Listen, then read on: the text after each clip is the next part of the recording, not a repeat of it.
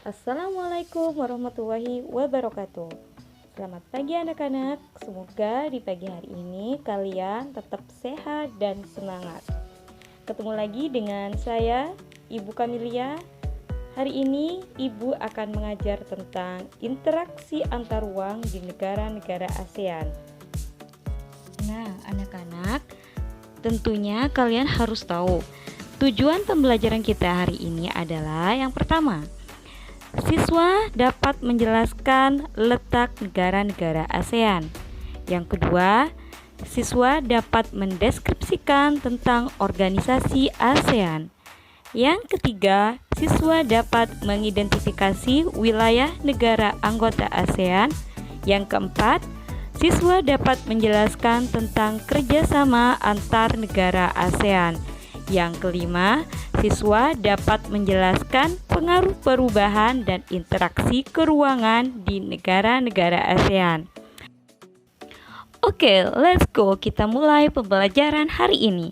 Kita mulai dari letak negara-negara ASEAN. Di mana sih letak negara-negara ASEAN? Ada yang tahu nggak?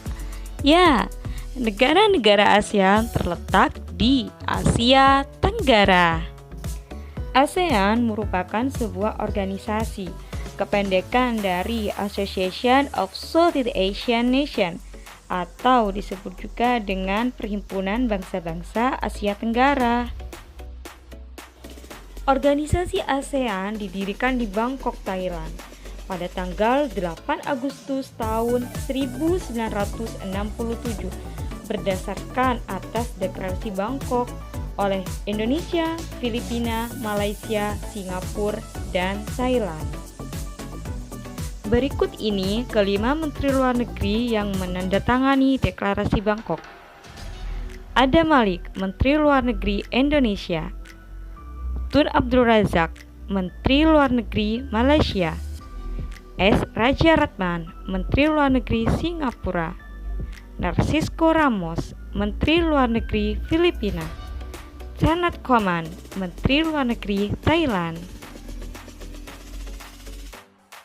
Selanjutnya, dalam perkembangannya sampai sekarang ini, anggota ASEAN sudah menjadi 10 anggota sebagai berikut. Yang pertama ada Indonesia, 2 Filipina, 3 Malaysia, 4 Singapura, 5 Thailand, 6 Brunei Darussalam, 7 Vietnam, 8 Laos, 9 Myanmar, dan 10 Kamboja. Nah, anak-anak sekarang sudah bisa kan menyebutkan 10 negara anggota ASEAN. Sekarang, apa saja sih faktor-faktor yang melatar belakangi berdirinya ASEAN? Oke, kita sebutkan satu-satu. Yang pertama, persamaan letak geografis di kawasan Asia Tenggara. Yang kedua, karena persamaan budaya, yakni budaya Melayu Austronesia. Yang ketiga, karena persamaan nasib dalam sejarahnya, yaitu sama-sama sebagai negara bekas jajahan oleh bangsa asing. Yang keempat, karena persamaan kepentingan untuk menjalin hubungan dan kerjasama di bidang ekonomi, sosial, dan budaya. Gambar ini merupakan logo atau lambang organisasi ASEAN yang diresmikan pada bulan Juli 1997 bersama dengan bendera ASEAN. Walaupun lambang ASEAN ini sudah digunakan bertahun-tahun, panduan resmi dan arti lambang ini ditetapkan pada pertemuan ke-6 Dewan Koordinasi ASEAN atau ASEAN Coordinating Council atau ACC pada tanggal 8 April tahun 2010 yang bertepatan di Hanoi, Vietnam. Lambang ASEAN ini memiliki arti yaitu melambangkan solidaritas, kesepakatan, dan keterikatan kerjasama untuk kemakmuran rakyat di negara-negara ASEAN. dan juga melambangkan kesetiaan ASEAN pada perdamaian dan stabilitas kawasan pada khususnya dan dunia pada umumnya. Di setiap bagian-bagian lambang ASEAN ini memiliki arti satu persatu. Mari kita bahas. Batang padi tegak berjumlah 10, melambangkan jumlah negara anggota ASEAN. Pada awal berdirinya ASEAN, jumlah batang padi ada 5.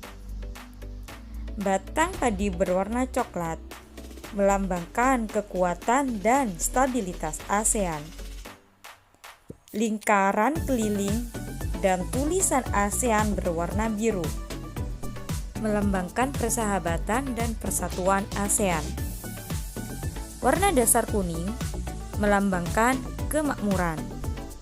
Warna biru melambangkan perdamaian dan persahabatan. Warna dasar merah melambangkan keberanian dan kedinamisan ASEAN.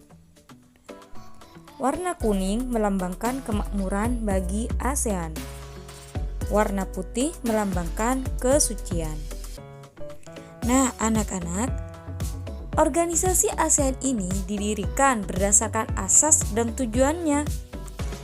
Asas ASEAN yaitu saling menghormati kemerdekaan, kedaulatan, persamaan dari semua anggota, mengakui hak setiap bangsa untuk hidup bebas dari campur tangan pihak luar, tidak mencampuri urusan dalam negeri masing-masing anggota, dan menyelesaikan perselisihan secara damai. Tujuan organisasi ASEAN ini sebagaimana tercantum dalam Deklarasi Bangkok, yaitu mempercepat pertumbuhan ekonomi, kemajuan sosial, dan perkembangan kebudayaan di Asia Tenggara. Memajukan stabilitas atau kemantapan dan perdamaian regional Asia Tenggara. Memajukan kerjasama aktif dan bantuan bersama di antara negara-negara anggota di bidang ekonomi, sosial, budaya, teknik, ilmu pengetahuan, dan administrasi. Menyediakan bantuan satu sama lain dalam bentuk fasilitas latihan dan penelitian. Kerjasama yang lebih besar di bidang pertanian, industri, perdagangan, pengangkutan, dan komunikasi, serta peningkatan standar kehidupan rakyatnya. Memajukan studi-studi masalah Asia Tenggara. Memelihara dan meningkatkan kerjasama yang bermanfaat dengan organisasi-organisasi regional dan internasional yang ada. Demikianlah pertemuan kita kali ini. Semoga pembelajaran hari ini dapat dengan mudah dimengerti oleh kalian. Ibu harap kalian bisa melengkapi catatan kalian tentang organisasi ASEAN yang sudah Ibu jelaskan hari ini. Tetap sehat selalu, terus tetap semangat belajar, dan sampai jumpa di pertemuan selanjutnya dengan materi yang berbeda. Assalamualaikum warahmatullahi wabarakatuh.